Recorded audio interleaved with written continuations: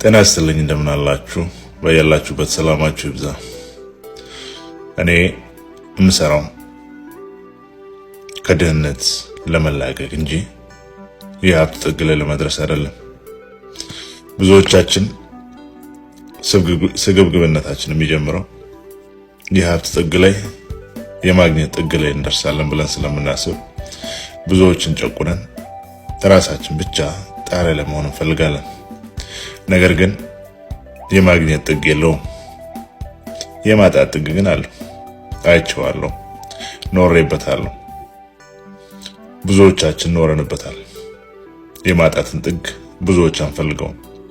ነገር ግን በዚህ ዘመን ብዙዎች አጊጦ የሚወጡትን እንጂ የሚሰሩትን የመከተልና የማየት ልምድ የላቸውም።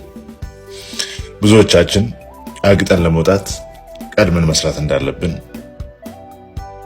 አናስተውልም። እናቴ ምን ትላለች?